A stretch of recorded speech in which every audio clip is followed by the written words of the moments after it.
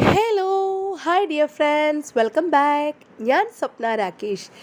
ഇന്നത്തെ റെസിപ്പിയും വളരെ മനോഹരമായിട്ടൊരു ടേസ്റ്റി ആയിട്ടൊരു റെസിപ്പിയാണ്. വളരെ സിമ്പിൾ പ്രിപ്പറേഷൻ തന്നെയാണ്.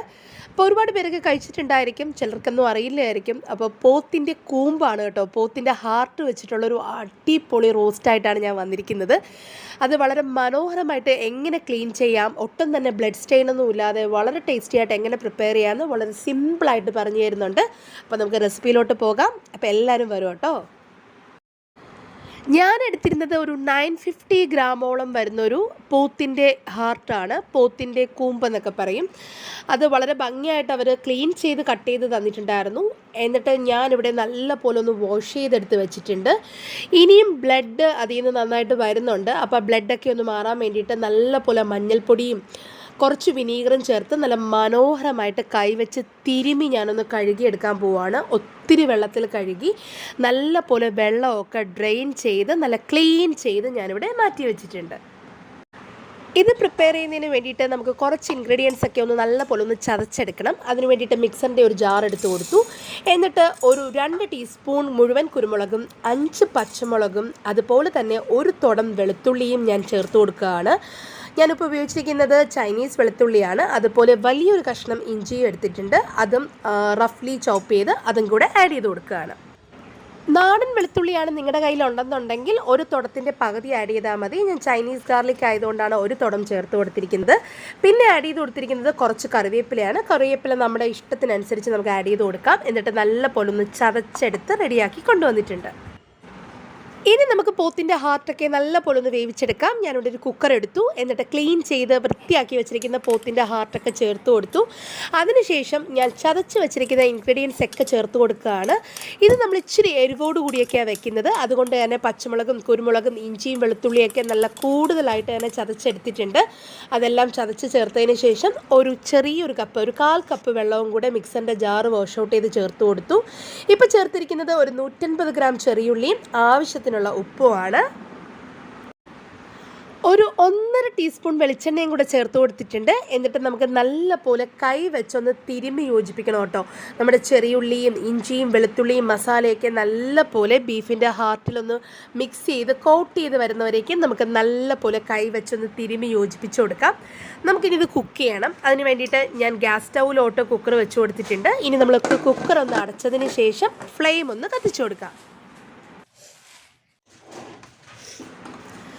നമ്മൾ പോത്തൊക്കെ കുക്ക് ചെയ്യും പോലെ തന്നെ അത്യാവശ്യം കുക്കിംഗ് ടൈം ഉള്ള സാധനം തന്നെയാണ് പോത്തിൻ്റെ ഹാർട്ടും. നല്ലപോലെ കുക്ക് ചെയ്തെടുത്തില്ലെങ്കിൽ ഒരു റബ്ബറി ഫീലായിരിക്കും കേട്ടോ. ഇപ്പോൾ ഒരു 3-4 വിസിലൊക്കെ കേട്ടിട്ട് സ്റ്റീമൊക്കെ നല്ല പോലെ സെറ്റിൽ ചെയ്ത് വന്നതിന് ശേഷം ഞാനിപ്പോൾ ഒന്ന് കുക്കർ തുറന്ന് നോക്കാൻ പോവുകയാണ്.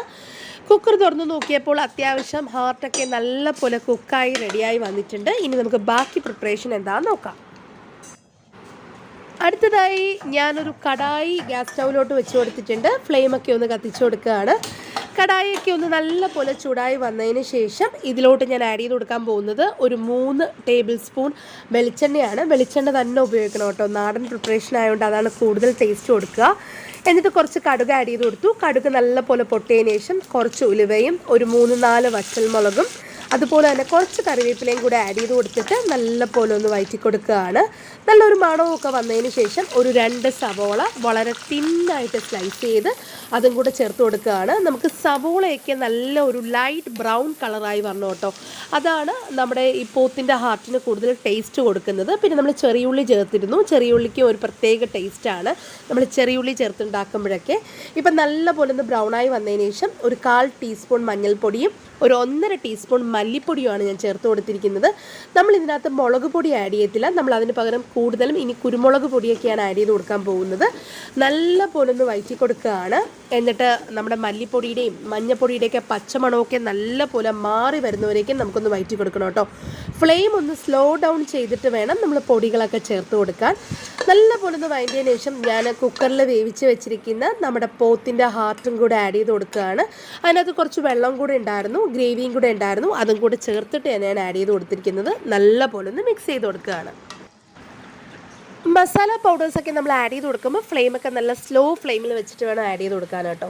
എന്നിട്ട് നമ്മുടെ ഈ പോത്തിൻ്റെ ഹാർട്ടിലുണ്ടായിരുന്ന ആ വെള്ളത്തിൻ്റെ കണ്ടൻറ്റൊക്കെ ഒന്ന് നന്നായിട്ട് കുറഞ്ഞ് നല്ലപോലെ ഡ്രൈ ചെയ്ത് വരാൻ തുടങ്ങുന്ന സമയത്ത് 1 ടീസ്പൂൺ കുരുമുളക് പൊടിയും കൂടി ആഡ് ചെയ്ത് കൊടുക്കുകയാണ്. നമ്മുടെ എരിവിനനുസരിച്ച് നമുക്ക് കുരുമുളക് പൊടി ആഡ് ചെയ്ത് കൊടുക്കാം. ഇനി ഞാൻ ഇതിലോട്ട് ആഡ് ചെയ്ത് കൊടുക്കാൻ പോകുന്നത് 1 ടീസ്പൂൺ ഗരം മസാല പൗഡറാണ്. നിങ്ങൾക്ക് വേണമെങ്കിൽ 1 ടീസ്പൂൺ മീറ്റ് മസാല പൗഡറോ അല്ലെങ്കിൽ 1/2 ടീസ്പൂൺ പെരിഞ്ജീരകപ്പൊടിയും 1/2 ടീസ്പൂൺ ഗരം മസാലയും കൂടെ മിക്സ് ചെയ്ത് വേണമെങ്കിലും ആഡ് ചെയ്ത് കൊടുക്കാം കേട്ടോ.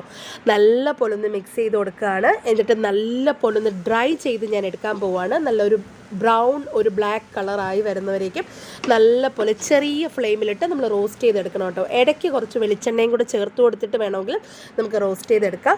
ഇപ്പോൾ ഒരു അടിപൊളിയായിട്ടുള്ളൊരു ബീഫിൻ്റെ ഹാർട്ട് ഫ്രൈ ആണ് റെഡിയായി വന്നിരിക്കുന്നത്. അപ്പോൾ എല്ലാവരും ഈ റെസിപ്പി ഇതുപോലെ ഒരു പ്രാവശ്യമെങ്കിലും ട്രൈ ചെയ്ത് നോക്കൂ കേട്ടോ.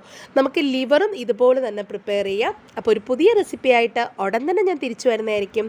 അതുവരയ്ക്കും താങ്ക് യു, ബൈ.